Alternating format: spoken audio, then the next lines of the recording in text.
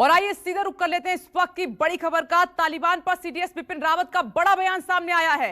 तालिबानी आतंकी से निपटने के लिए सेना तैयार है, ये बिपिन रावत ने कहा है। हमें तालिबान की वापसी का अंदेशा पहले से था, अफगानिस्तान में जो हुआ उसकी उम्मीद पहले से थी, यानी कि पहले से ही ये बात सामने निकल कर आ रही थी। भारत सरकार को पहले से पता था कि अफगानिस्तान में ये हालात बनेंगे। और आपको पता है कि तालिबान के कब्जे के बाद काबुल जेल से, अफगानिस्तान जेल से जो आतंकवादी छूटे हैं, उन्होंने पीओके में जश्न भी मनाया है। उसको लेकर सीडीएस बिपिन रावत ने कहा कि अगर कोई घुसपैठ करता है, हलचल होती है, तो हमारी सेना तैयार खड़ी है।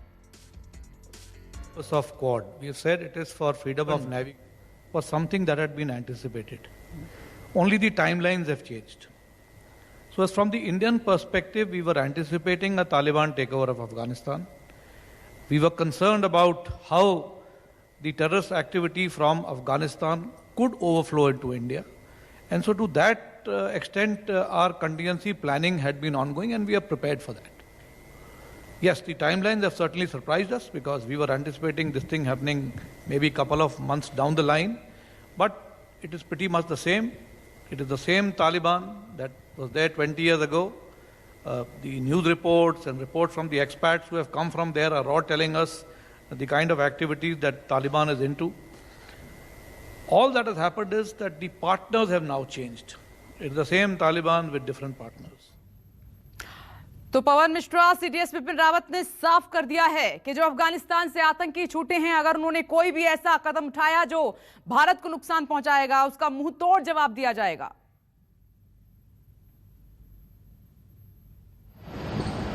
बिल्कुल विपनेश, आपने ठीक कहा। सीडीएस का यह बयान ऐसे वक्त पे सामने निकल करके आया है जब कहीं ना कहीं हमारे देश में घुसपैठ की संभावना जो है बढ़ने जैसे हालात थे। हालांकि जो बॉर्डर पाकिस्तान को जोड़ते हैं या फिर जो बॉर्डर जैसा पिछले दिनों हालात जो हुआ था, असम की अगर बात करें या फिर मिजोरम की बात करें, तो असम राइफल्स भी पूरी तरह से तैनात है, आईटीबीपी को भी पूरी तरह से अलर्ट मोड पे रखा गया है। इससे पहले जब रावत हिमाचल प्रदेश के 3 दिन के दौरे पर थे तो उन्होंने आशंका बिल्कुल जाहिर किया था कि बदलते हालात में हम भी अपना बदलाव कर रहे हैं। और जैसा मैंने कल एक रिपोर्ट फाइल मैंने किया था कि 15 ब्रिगेड सेना को तैनात कर दिया गया है, यानी एक ब्रिगेड में 14 से 15 हजार जो है सैनिक होते हैं। तो जब ये हालात हुए हैं कि हाँ, घुसपैठ की संभावना बढ़ सकती है, क्योंकि अफगानिस्तान और हमारे देश से लगातार व्यापार होता था और इसका जो है कहीं ना कहीं तालिबानी आतंकी जो है या फिर जो वहां से कैदी भाग खड़े हुए हैं या तालिबानी सेना में शामिल हो चुके हैं, इसका कहीं ना कहीं फायदा उठाने की जरूर कोशिश करेगा तालिबानी घुसपैठ की तरफ से कि हाँ, हम बिजनेसमैन हैं या हम धंधा करना चाहते हैं, लेकिन हमारी सेना पूरी तरह से अलर्ट है। अब जब रावत का बयान आया है, सीडीएस का जब बयान आया है, जो मैंने पहले कहा है कि 15 ब्रिगेड को अलग से तैनात जो है करने की बात कही गई है, तो अलर्ट बोर्ड पे हमारे असम राइफल्स के अलावा अगर जैसलमेर के इलाकों को देखा जाए तो वहां भी पूरी तरह से बेस भी है। आपका ये बड़ी जानकारी देने के लिए तो सीडीएस बिपिन रावत ने साफ कर दिया है कि जैसे हम आतंकवादियों से निपटते हैं वैसे ही तालिबान से निपटा जाएगा अगर घुसपैठ की कोशिश की, कोई हमला करने की कोशिश की तो। एक और खबर है, अफगानिस्तान पर कब्जे के बाद तालिबान एक और सरकार बनाने की कवायद में जुटा हुआ है, तो दूसरी तरफ उसकी ओर से कई गुटों से बातचीत भी की जा रही है। इस बीच जो बड़ी खबर आ रही है उसके मुताबिक थोड़ी देर में तालिबान और पंजशीर के प्रतिनिधियों की बैठक होने वाली है। सुलह की कोशिशों को लेकर यह बैठक परवान में होने वाली है। बैठक में क्या होगा, इस पर सबकी नजरें टिकी हुई हैं। पंजशीर में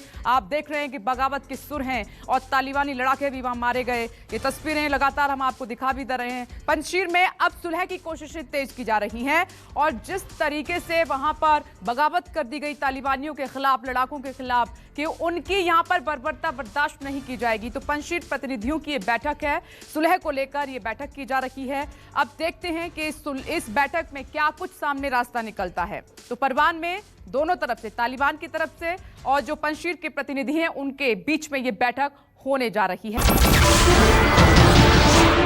नमस्कार, मैं हूं मानक गुप्ता। अगर आपको हमारा ये वीडियो पसंद आया हो तो इसे लाइक और शेयर जरूर करें और हां, हमें सब्सक्राइब और फॉलो करना ना भूलें ताकि आप देश और दुनिया की कोई खबर मिस ना करें। तो जुड़े रहिए हमारे साथ और देखते रहिए न्यूज़ 24।